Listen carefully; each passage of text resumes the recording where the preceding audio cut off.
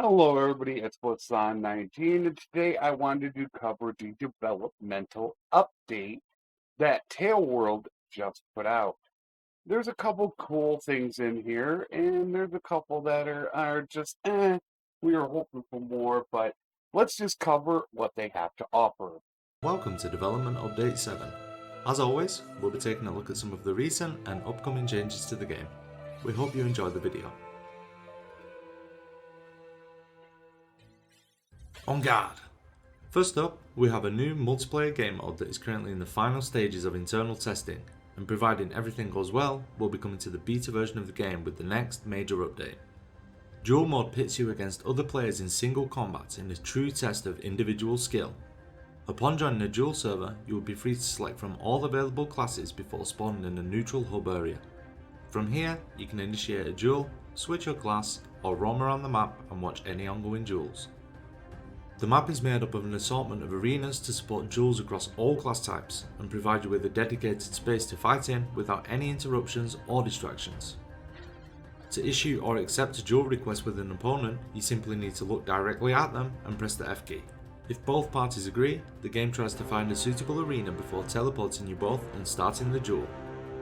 The duel takes place over multiple rounds, with the first person to take 3 rounds being declared the winner.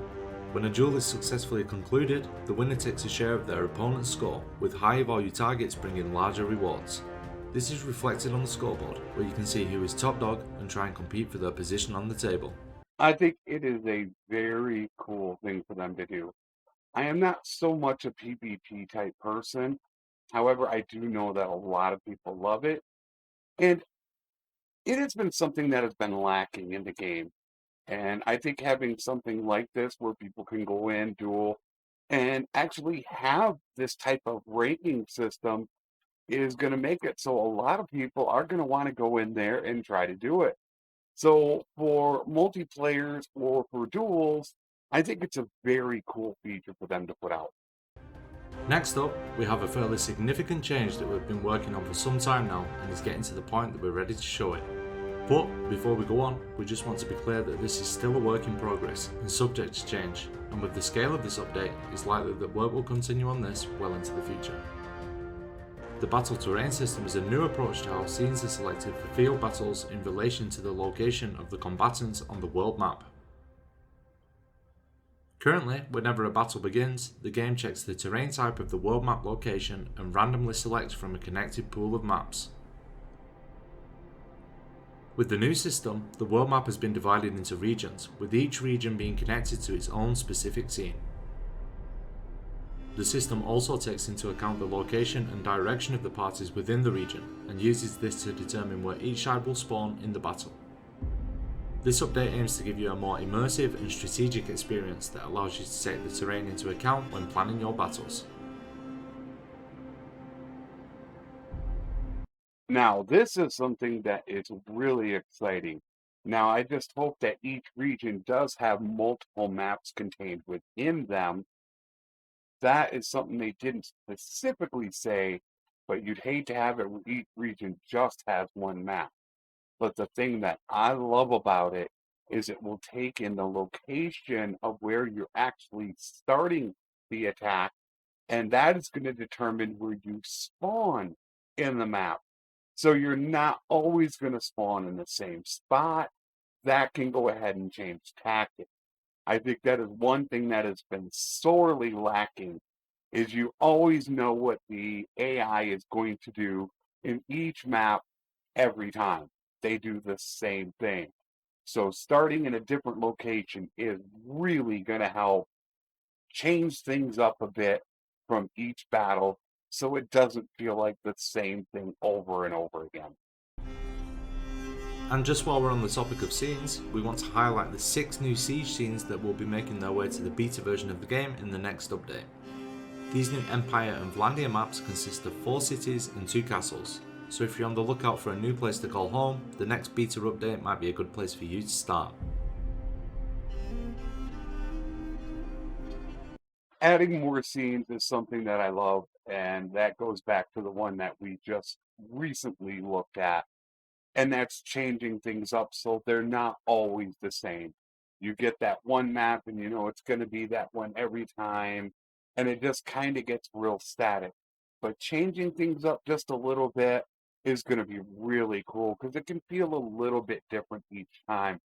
And I do have to say, the scenes look absolutely amazing. Perhaps real estate isn't really your thing and you're more into demolition. Well, this next update is one for you. Pillaging is a new option that was made available to successful besiegers in the recent 1.5.8 beta update. With this update, conquerors are able to pillage or devastate settlements upon capturing them, netting them a quick boost to gold and morale in exchange for damages to the settlement and its inhabitants. We did already get this in 1.5.8, although Devastate and Pillage has not always worked. And in fact, in the last game that I just played, it didn't still work, and that they are working on it. It is nice to have those options. I do wish that Pillage and Devastate did offer a little more than what it does. It feels like it doesn't really offer you enough in return for what you're doing. It's just a tiny bit of money that you can get, and it feels just like pocket change. So I would also like to see, maybe if you did Pillage, you could go ahead and maybe get a little bit of equipment or maybe some food, consumables, something a little more, so actually pillaging and devastating would be turning out to be something that is something you will really want to do, and it drives you to say, should I do it or shouldn't I do it? Because right now it's really not that much of a choice. You're going to go with whatever you should go with for that faction, either showing mercy because they're the same faction, or pillaging because they're the opposite faction. Next up, we have an update on the Battalion Armory, which was recently expanded in the 1.5.8 beta version of the game with the addition of 9 new Celtic-inspired helmets. Anything they do with additional looks, I think, is great.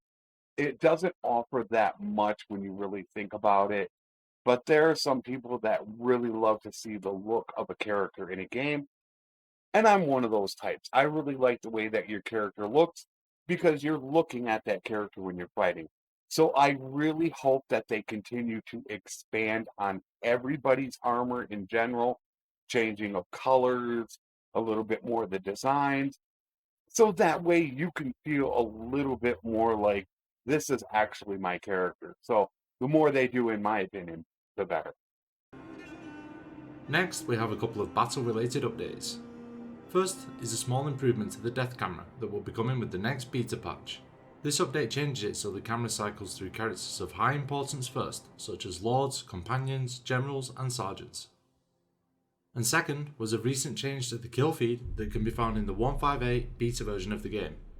This change added an option that allows you to remove the names of non-hero characters from the kill feed, making it more compact and less obtrusive. This is actually two things that I really like. Being able to just go to the important characters when you go down and you want to cycle through, I think is a little bit better than just getting some little tier one troop.